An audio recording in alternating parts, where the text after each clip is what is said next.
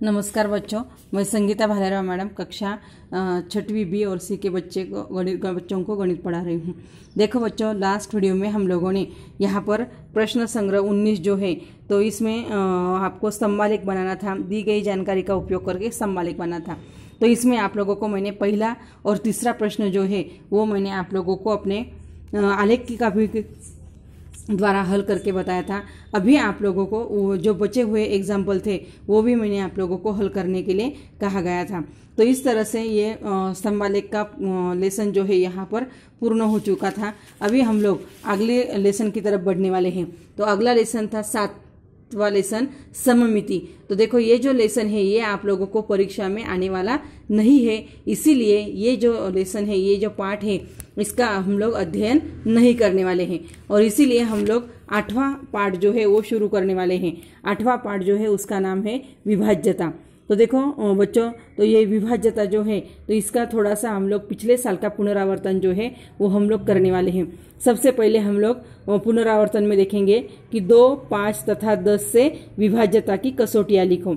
अभी देखो 2, 5 और 10 की विभाज्यता का कसौटियां जो है वो हम लोग 5वीं कक्षा में इसका अध्ययन कर चुके हैं, लेकिन अभी पुनरावर्तन के तौर पर हम लोग इस कसौटियों का अध्ययन करने वाले हैं। इसके लिए हमारे पास 5वीं की गणित की किताब होनी चाहिए। अगर आपके पास 5वीं की गणित की किताब नहीं है तो आपके आस पड़ोस में जो भी बच्चे हैं 5वीं वाले, उनसे आप लोग किताब लेकर ये कसौटियां जो है उनकी परिभाषा लिख सकते हैं।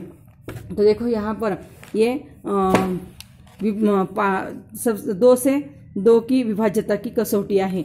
अभी देखो 2 की विभाज्यता का कसौटी किसको कहते हैं? तो देखो, यदि किसी संख्या के इकाई स्थान पर अंक 2, 0, 2, 4, 6, 8 इसमें से कोई भी एक अंक हो तो वह संख्या 2 से विभाज्य होती है, अर्थात उस संख्या में 2 से निश्शेष भाग जाता है। देखो, अभी सबसे पहले फिर से एक बार मैं दोहराती हूँ कि 2 से विभाज्यता की कसौटी। तो देखो, आप लोगों को अगर आपके पास किताबें नहीं होगी तो आप लोग ये वीडियो जो है इसमें आप लोग देखकर भी आप लोग ये लिख सकते हैं। तो देखो यहाँ पर, यदि किसी संख्या के इकाई स्थान पर अंकों 0, 2, 4, 6, 8 में से कोई भी एक अंक हो तो वह संख्या 2 से विभाज्य होती है, अर्थात उस संख्या में 2 से निश्शेष भाग जाता है। यानी जिस संख्या के इकाई स्थान पर 0, 2, 4, 6 और 8 इसमें से कोई एक अंक होता है, ऐसी संख्या को हम लोग 2 से भाग दे सकते हैं और वो पूरी संख्या को भी 2 से भाग जाता है। इसको कहते हैं 2 की विभाज्यता की कसौटी। उसके बाद हम लोग देखने वाले हैं 5 से विभाज्यता की कसौटी। अभी देखो, 5 से विभाज्यता की कसौटी किसको कहते हैं? तो देखो, यदि किसी संख्या के इकाई स्थान पर अंकों 0 और 5 इसमें से कोई भी एक अंक हो तो वह संख्या 5 से विभाज्य होती है। यानी देखो, किसी संख्या के इकाई स्थान पर अगर 0 या फिर 5 इसमें से कोई भी एक अंक होता है तो वह संख्या 5 से विभाज्य होती है। तो मतलब देखो, सबसे पहले हमें इनके इकाई स्थान पर ध्यान देना चाहिए। तो देखो, जिस संख्या के इकाई स्थान पर 0 या फिर 5 इसमें से कोई एक अंक होता है तो वह संख्या 5 से विभाज्य होती है। उसके बाद आती है 10 से विभाज्यता की कसौटी। तो देखो, यहाँ यदि किसी संख्या के इकाई स्थान पर 0 हो तो वह संख्या 10 से विभाज्य होती है। यानी देखो, किसी संख्या के इकाई स्थान पर 0 हो तो वह संख्या को 2 से पूरा भाग जाता है, इसलिए 10 से ये मतलब ये संख्या जो है वो विभाज्य हो सकती है। अभी देखो, ये जो तीनों कसौटियां है 2, 5 और 10, ये इसका अध्ययन हम लोगों ने 5वीं में किया था और इसका उपयोग करके ही हम लोग यहाँ पर अपना जो प्रश्न है वो हम लोग हल करने वाले हैं। तो देखो, प्रश्न पहला था 2, 5 तथा 10 से विभाज्यता की कसौटियां लिखो। इसके लिए मैंने आपको वीडियो में पिछले साल 5वीं का जो किताब है उसमें से आपको बताया है, दिखाया है। आप लोगों को किताब किसी से मिल लेकर ये आपको लिखने का है या फिर वीडियो देखकर भी आप लोग ये तीनों कसौटियां लिख सकते हैं। दूसरा प्रश्न है, निम्नलिखित संख्याएं पढ़ो और इनमें से जो संख्याएं 2, 5 अथवा 10 से विभाज्य है उन्हें खाली चौखटों में लिखने का है। अभी देखो 125, अभी इस 125 के इकाई स्थान पर कौन सा अंक है? 5, यानी ये संख्या किससे विभाज्य हो सकती है? सिर्फ 5 से, यानी यहाँ पर आएगा 125। उसके बाद 364, इसके इकाई स्थान पर कौन सा अंक है? 4, यानी ये संख्या कौन से किससे विभाज्य रहेगी? 2 से, इसलिए यहाँ पर आएगी 364।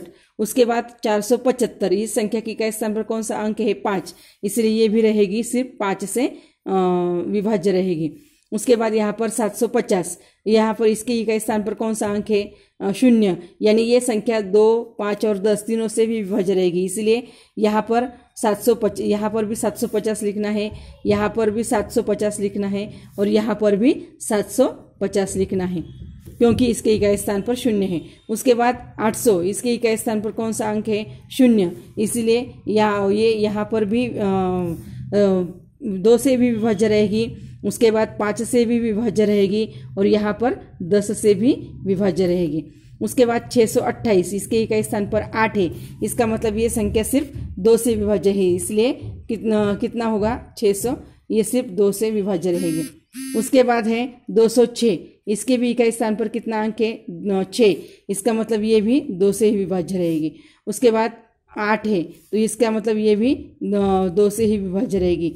उसके बाद यहाँ पर 7009, इसके इकाई स्थान पर 9 है, लेकिन मतलब ये संख्या किसी भी संख्या से विभाज्य नहीं रहेगी। उसके बाद 5345, इसके इकाई स्थान पर कितना है? 5, इसका मतलब ये संख्या 5 से विभाज्य रहेगी। उसके बाद 8710, इसके इकाई स्थान पर कितना है? 0, इसलिए ये संख्या तीनों में विभाज्य रहेगी।